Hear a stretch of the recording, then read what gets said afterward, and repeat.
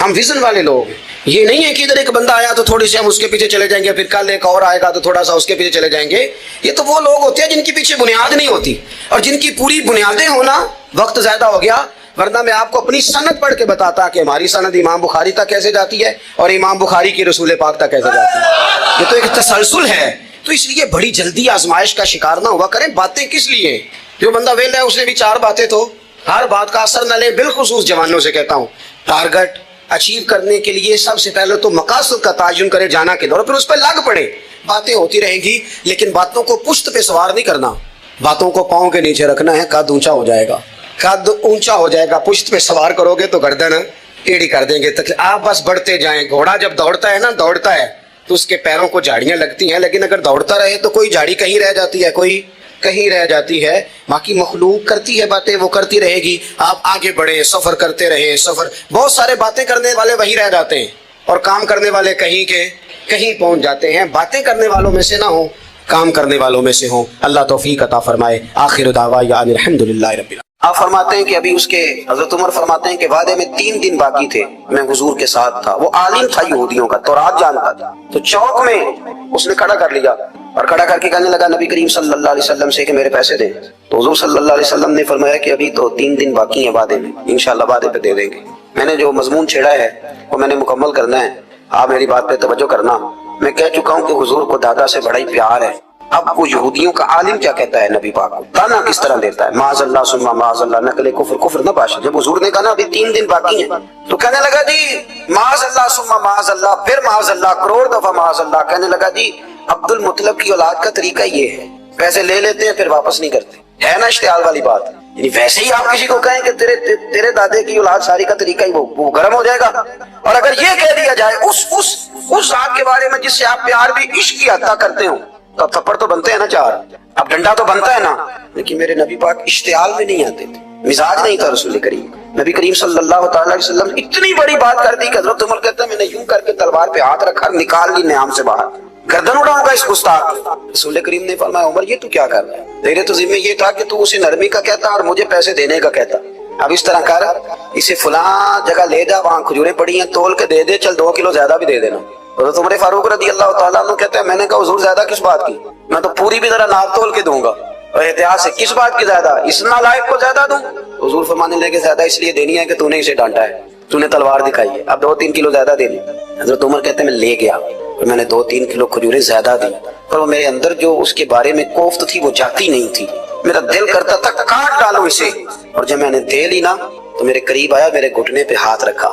آنسو بڑے قیمتی ہوتے ہیں, ایک کبھی نکلتے ہیں. کہتے ہیں جب میرے گھٹنے پہ اس نے ہاتھ رکھا تو وہ یہودیوں کا عالم رو پڑا. کہنے لگا عمر تیرا کیا خیال ہے کہ میں بلا وجہ یہ میں نے بات کر دی؟ کہا نہیں, تو روتا کیوں ہے, پہلے بے ادبی کرتا ہے اب روتا ہے. تو کہنے لگا عمر میں کوئی معمولی آدمی نہیں, میں پڑھا لکھا بندہ ہوں. معمولی ہوتا تو جلدی مان جاتا, میں تورات کا, انجیل کا, زبور کا عالم ہوں. میں نے آخری نبی کی ساری صفتیں اپنی کتابوں میں پڑھی ہیں. میں نے ساری باتیں چھپ چھپ کے نبی پاک میں دیکھ لی تھی. ایک بات میں نے حضور کی آزمانی تھی ابھی, وہ یہ تھا کہ نبی پاک کے سامنے جتنی بھی جہالت کرو گے نا, اللہ کے رسول کا علم اس پر غالب آ جائے گا, حضور کا صبر اس پر غالب آئے گا. میں نے نا آج وہ آزمانا تھا, میں نے نا سازش کر کے بلال کو پیسے دیے تھے, اور میں نے سازش کر کے 3 دن پہلے مانگے تھے. پر عمر تجھے مبارک ہو, میں نے تو آزما کے مانا ہے, تو بغیر آزمائے محمد عربی کا غلام بن گیا ہے. اب لے جا, مجھے معافی بھی دلا, اور نبی پاک صلی اللہ علیہ وسلم کی غلامی بھی میرے لیے, اس سند پہ بھی تو میرے ساتھ شامل ہو. زندگی میں اشتعال نہ اپنے آپ کو آنے دیں. لوگ دنیا میں باتیں کرنے آئے ہیں, اور باتیں کرنے والے رہ جایا کرتے ہیں. باتیں کرنے والے, میری بات کی سمجھ آ رہی ہے, اور کام کرنے والے وہ کر جاتے ہیں. اگر آپ باتوں پہ آپ وقت گزاریں گے تو رہ گئے. اشتعال, وکیلوں کو بھی یہاں اشتعال آتا ہے, یہاں ڈاکٹروں کو بھی اشتعال آتا ہے, یہاں فلانے کو بھی اشتعال آتا ہے, یہاں بھیا آپ کس چکر میں پڑ گئے. اگر آپ کو اشتعال ہی آنا ہے, آپ دیکھیں نا اہل طائف نے نبی پاک کے ساتھ کیا کیا. تاریخ میں نا کچھ الفاظ ایسے ہیں جو پڑھے نہیں جاتے. جب انہوں نے کہا کہ معاذ اللہ آپ نبی ہیں جو دروازہ گھوم رہے ہیں, آپ نبی ہیں جن کے ساتھ لشکر ہی کوئی نہیں, پیسے ہی کوئی نہیں, آپ ہیں, اتنے سخت جملے, پھر پتھر بھی مارے. اشتعال تو 1.5 منٹ میں آ جاتا بندے کو, اور ہمارے ہاں تو رہ بھی صرف اشتعال ہی ہے, صرف اشتعال ہی ہے, جس کو دیکھو اسے اشتعال ہے. ادھر بھی لڑائی, ادھر بھی دنگا, ادھر بھی فساد. میری آپ چھوڑیں. رسول کریم علیہ السلام کو حضرت زید بن حارثہ نے کہا حضور دعا کریں یہ تباہ ہو جائے.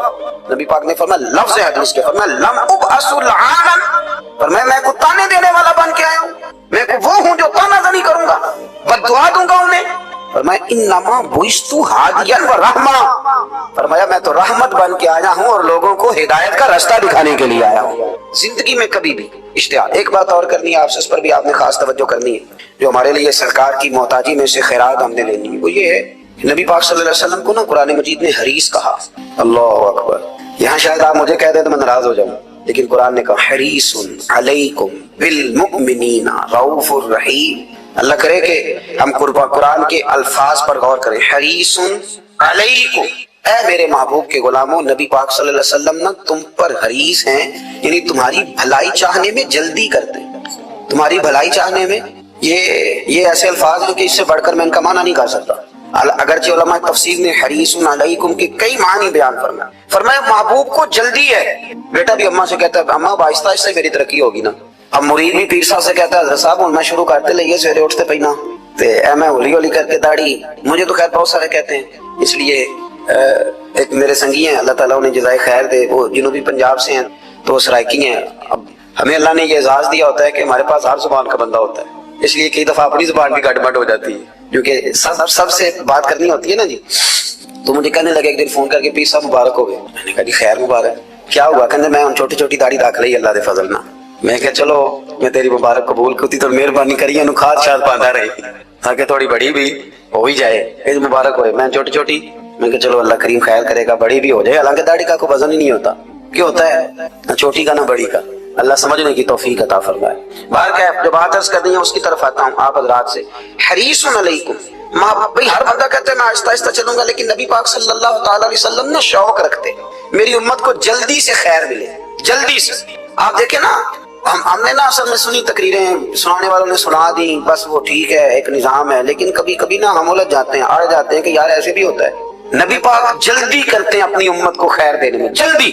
حضرت ابو ہریرہ نے حافظہ مانگا تو فٹافٹ دیا حضور۔ حضرت جابر ابن عبداللہ نے کہا حضور گھر میں غربت ہے تو فرمایا یہ کلو لے جا، کھول کے نہ دیکھنا کھجورے، کھاتا رہنا ختم کوئی نہیں ہوں۔ جس نے جو مانگا نا جو ذرا جلدی کر کے، مرنا ہے پھر قبر میں جانا ہے، پھر قیامت تک قبر میں لیٹنا ہے، پھر قبر سے اٹھنا ہے، وَإِذَا الْقُبُورُ بُعْثِرَتْ عَلِمَتْ نَفْسٌ مَا قَدَّمَتْ وَأَخَّرَتْ، پھر وہاں سے اٹھ کے حساب دینا ہے، حساب کے بعد جنت دوزخ کا فیصلہ ہونا ہے۔ اور میرے نبی پاک صلی اللہ علیہ وسلم کو بڑا شوق ہے امت جلدی جلدی جنت میں جائے، لہذا فرمایا ابو بکر تو بھی جنتی ہے۔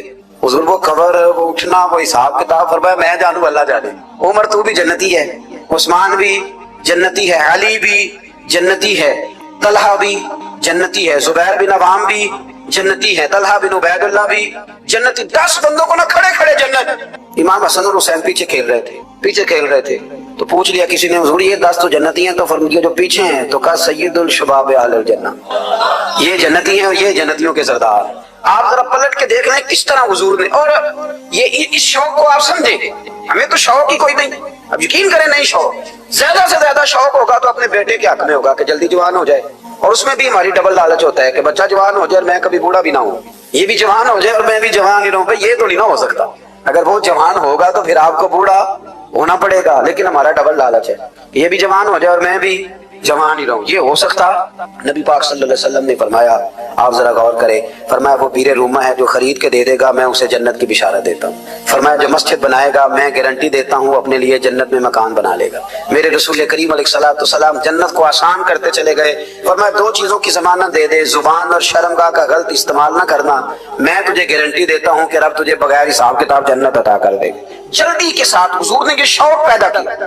ہمارے ہاں نا ہر معاملے میں تیزی ہے، امیر راتوں رات ہونا ہے، حسین راتوں رات ہونا ہے، اور بادشاہ بھی نیک ذرا آہستہ آہستہ ہو کے کرنا ہے، آہستہ آہستہ۔ اور تم ہر ویلے مسیطے بہ رہنا ہے اور کتے بھئی ہے جی، بھئی مسجد اللہ کا گھر ہے، تیرے گھر بیٹھتے تو 2-3 زیادہ بیٹھتے، تو نے کہنا تھا کوئی اور کام بھی کریا کر، اللہ کے گھر بیٹھے ہیں تو یہاں بھی تجھے اعتراض ہے، کدھر جا کے بیٹھے، کدھر بیٹھے جا کے۔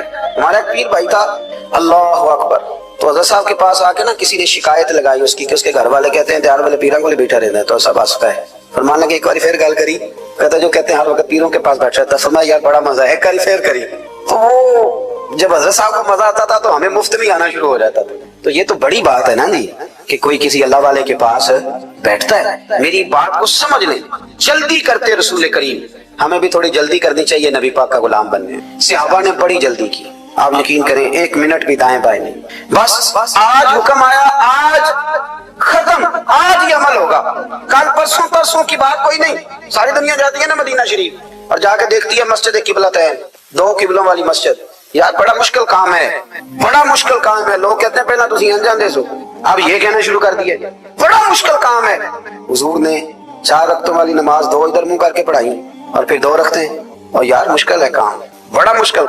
यहाँ तो मेरे भाई पगड़ी का स्टाइल बदल नाराज हो जाते हैं। और मेरे रसूल करीम सल्लल्लाहु अलैहि वसल्लम ने काबे का रुख ही फेर लिया तो सलाम के बाद सहाबा ने सवाल नहीं किया। किसी ने पूछा कल तुमने 2 उधर पढ़ी थी, आज 2 उधर पढ़ी। उन्होंने कहा हमने किबला नहीं देखा, हमने तो ये देखा इमाम किधर जा रहा है। हाजियो आओ शहनशाह का रोजा देखो, काबा तो देख चुके अब काबे का भी काबा देखो।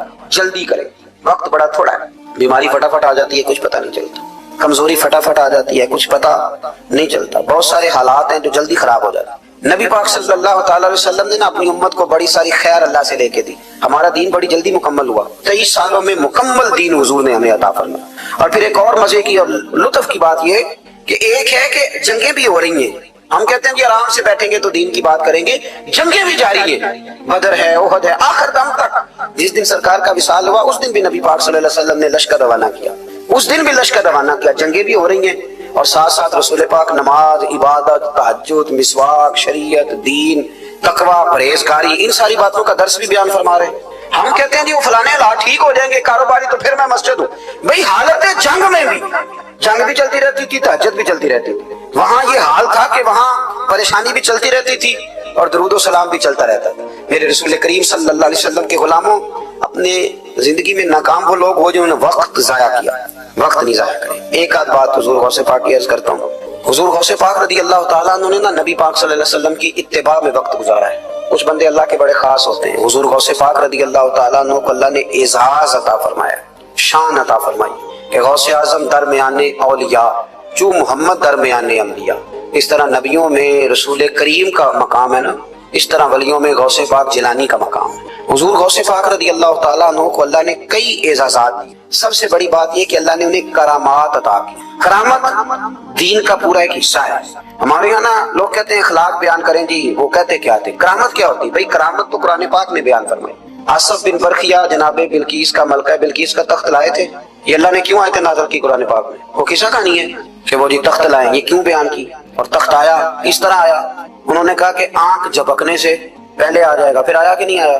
उनसे पूछा ये कैसे आया? कहने लगे हाज़ा मिन फज़्ल रब्बी। ओ संगियो, सिर्फ हजरत सुलेमान अलैहिस्सलाम का उम्मती तख्त ला सकता है, नबी पाक का गुलाम नहीं ला सकता। यार आपने करामत का इनकार करके अपने आप को कमजोर कर लिए। और नहीं जी नहीं, ये कैसे? क्या मतलब है इसका? आप सूरह नमल रोज पढ़े और जनाब सुलेमान अलैहिस्सलाम के उम्मती की शान बयान करें कि वो आंख झपकने से पहले 80 गज ऊंचा, 80 गज चौड़ा, 80 मन वजनी तक आंख झपकने से पहले ले आए। किसी बंदे का ईमान खराब नहीं होता। और मेरे गौसे पाक जिलानी ये वो बंदे हैं जिनके बारे में नबी पाक ने फरमाया कि मेरी उम्मत के उलमा बनी इसराइल के नबियों की तरह हैं, उम्मतियों की तरह नहीं। किन की तरह? नबियों की तरह, नबियों की तरह। हजरत गौसे पाक रदी अल्लाह ताला हमको मलांग लोग नहीं है, अल्हम्दुलिल्लाह ताला। हम तो गौस पाक की करामत भी मानते हैं पर कुरान और सुन्नत की ऐनक लगा के मानते हैं। ये मेरी बात समझ लें। हजरत गौसे पाक रदी अल्लाह ताला तालिब इल्मों को सबक पढ़ा रहे थे तो सबक पढ़ाते पढ़ाते ना हाथ आगे बढ़ाया तो अचानक हाथ वापस आया तो गीला हो गया था सारा।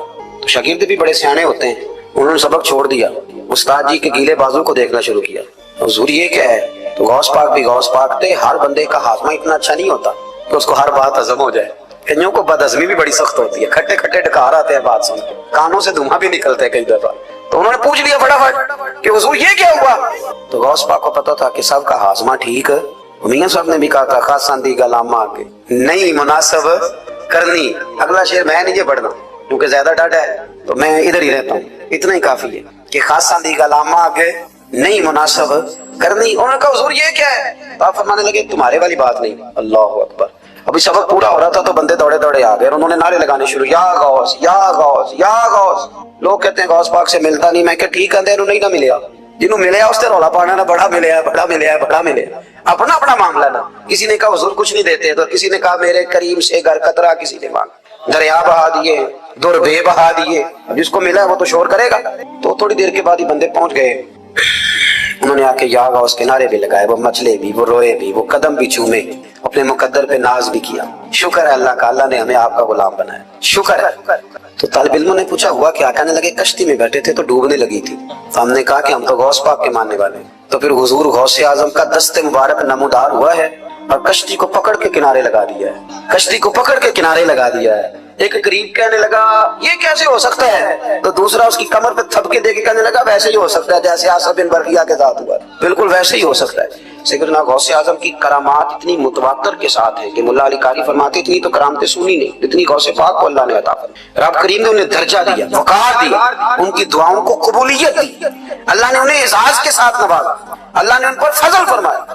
ایک تاجر تھا تو ملک شام جاتا تھا اکثر تجارت کرنے کے لیے، مال کما کے لاتا، غریبوں کی بھی مدد کرتا، مدارس کی، مساجد کی، سب جگہ جہاں دین کی ضرورت ہوتی پہنچتا۔ ایک بغداد میں اور درویش بھی گزرے جن کا نام شیخ حماد ہے، وہ بھی بڑے درویش تھے۔ وہ تاجر شیخ حماد کے پاس گیا، کہنے لگا میرے لیے دعا کر دے، میں جا رہا ہوں سفر کے لیے۔ تو انہوں نے کہا میں صبح بتاؤں گا۔ استخارہ کیا، صبح کہنے لگے نہ جانا، تیرا مال بھی لٹ جائے گا اور تو قتل بھی ہو جائے گا۔ وہ بڑا پریشان ہوا، حضور غوث پاک کے پاس گیا، کہنے لگا حضور وہاں بھی میں نے کہلا بھیج دیا ہے، سامان میرا پڑا ہے، جاؤں گا نہیں، پیمنٹ نہیں کروں گا، ملے گا نہیں تو خسارہ ہو جائے گا، مہربانی فرمائے۔ غوث پاک نے مراقبہ کیا، فرمایا تو جا اللہ خیر کرے گا، تو جا اللہ خیر کرے گا۔ مرید کا عمل کے یقین، پیر کا عمل کے یقین، چلے آپ فیصلہ کر لیں تو میں آگے بڑھتا ہوں۔ حضرت غوث اعظم رضی اللہ تعالیٰ عنہ نے مرید سے کہا تو جا اور اللہ خیر کرے گا۔ وہ گیا، کہتے میں نے پیمنٹ کی، مال لیا، واپس آیا، گھوڑوں کا سفر تھا، رستے میں رات کو ایک جگہ سویا، خواب دیکھتا ہوں، خواب میں ڈاکو آ گئے، انہوں نے پہلے مال لوٹا پھر مجھے قتل کیا، اور جب میرے گردن پر انہوں نے خنجر چلائی، خواب دیکھ رہا تو میری فٹافٹ آنکھ کھل گئی، اور جب میری آنکھ کھلی تو میں اسی وقت ہی رخت سفر باندھا، سر پٹ گھوڑے دڑائے، کچھ رات کو کچھ دن کو، سویرے بغداد پہنچ گیا۔ کہتے خیال تھا کہ پہلے غوث پاک کے پاس جاؤں گا، لیکن پہلے شیخ حماد سے ملاقات ہوگی۔ میرا چہرہ دیکھا، پریشان تو دیکھ کے مسکرائے، فرمانے لگے بھی تیرا پیر بڑا شاندار ہے، تیرا پیر بڑا شاندار ہے۔ وہ کام جو حقیقت میں ہونا تھا نا، حقیقت میں انہوں نے دعا کی ہے تو رب کریم نے اسے خواب بنا دیا ہے۔ ان کی دعا کی برکت سے اللہ نے اسے، اب میں بات مضبوط کرنا چاہتا ہوں تو میں ایک حدیث پاک بھی پڑھ دوں۔ لوگ کہیں گے جی مرنے والا بھی بڑھ جاتا ہے، عمر بھی بڑھ جاتی ہے، مشکات کی حدیث ہے، ترمذی میں بھی موجود ہے۔ نبی پاک صلی اللہ علیہ وسلم نے فرمایا اگر تم چاہتے ہو رزق بھی بڑھ جائے، عمر بھی لمبی ہو جائے، تو اپنے رشتہ داروں سے اچھا سلوک کرو۔ اس کا مطلب ہے کہ عمر بڑھ جاتی ہے، موت کچھ وقت کے لیے ٹل بھی جاتی ہے۔ حضور غوث پاک کو اللہ نے بڑا اعزاز دی، بڑی کرامات دی۔ آپ فرمایا کرتے تھے میں نے 40 سال اپنے رب کو راضی کیا ہے مصلی پہ بیٹھ کے۔ تو میرے مالک نے پھر پوچھا ہے کہ عبد القادر کچھ مانگ لے، کوئی بات کر لے، تو سیدنا غوث اعظم رضی اللہ تعالیٰ عنہ فرماتے ہیں کہ میں نے پھر اپنے رب کریم کی بارگاہ میں عرض کیا مالک جو قیامت تک مجھ سے محبت کرے فضل کرنا اسے بغیر توبہ کے موت نہ دینا۔ تو میرے رب نے میری اس دعا کو شرف قبولیت عطا فرمایا کہ جو مجھ سے پیار کرے گا، میرا نام لے گا، وہ بغیر توبہ کے نہیں مرے گا۔ جنات بھی آپ کی بارگاہ میں حاضر ہوتے، آپ کو شیخ بحر و بر کہا جاتا ہے۔ جب آپ نے منبر پر بیٹھ کر یہ اعلان فرمایا کہ میرا یہ قدم ہر ولی کی گردن پر ہے، تو خراسان کے جنگلوں میں معین الملت والدین عطائے رسول ہند الولی خواجہ معین الدین اجمیری موجود، تو وہاں اعلان کرنے لگے، کہنے لگے غوث پاک صرف گردن پہ کیوں، آپ میری آنکھوں پہ بھی قدم رکھیں، میرے سر پہ بھی قدم رکھیں۔ اللہ نے ان اولیاء کو بڑا اعزاز دیا، انہیں اللہ نے بڑی شان دی۔ اپنی نسبت اللہ کے بندوں سے مضبوط رکھیں۔ ضروری نہیں کہ آپ کسی جگہ مرید ہی ہوں گے تو آپ کی نسبت مضبوط ہوگی، آپ خواجہ معین الدین سے پیار کریں، آپ حضرت بہاءالحق نقشبند بخاری سے پیار کریں، داتا علی اجمیری سے پیار کریں، آپ غوث پاک جیلانی سے، آپ اللہ کے نیک بندوں سے محبت کریں، ان کا تذکرہ سنیں۔ اب تو پوری مہم چلی ہوئی ہے اللہ کے بندوں کے خلاف، لوگوں نے ایسا وار چلایا کہ بس جی کچھ بھی نہیں جی آپ چھوڑیں، آپ ڈائریکٹ کتاب و سنت کو پڑھیں، کوئی بھی نہیں جی کوئی ولی نہیں، تو پھر وہ جو اتنی آیتیں ہیں وہ حدیثیں ہیں وہ سارا کچھ، اس کا مطلب ہے امت میں ولی ہوتے ہی نہیں۔ تو الا ان اولیاء اللہ لا خوف علیہم ولا هم يحزنون کا کیا معنی ہے، اس کا کیا مطلب؟ آپ نے تو ملیا میٹ کر دیا، سارا پوری مہم چلی اللہ کے بندوں سے پیار کریں۔ اور میرے نبی پاک صلی اللہ علیہ وسلم نے فرمایا جو جس سے پیار کرے گا قیامت کے دن اسی کے ساتھ اٹھایا جائے گا۔ اور حضرت ابو ذر غفاری نے عرض کیا تھا یا رسول اللہ اگر وہ ان جیسے عمل نہ بھی کرے تو فرمایا اللہ بڑا کریم ہے، ایمان کی سلامتی سے جائے اللہ ان کے ساتھ ہی کھڑا فرما دے گا۔ حضرت محدث اعظم پاکستان مولانا سردار احمد صاحب رحمۃ اللہ علیہ بڑے مصروف آدمی تھے، پر بڑھاپے کے عالم میں بھی نا شیخ الحدیث تھے، شاید اتنے کسی کے شاگرد دنیا میں ہوں جتنے حضرت کے تھے۔ ہر جمعرات کو فیصل آباد سے لاہور آتے تھے، داتا صاحب کے مزار پہ حاضری دے ہر جمعرات۔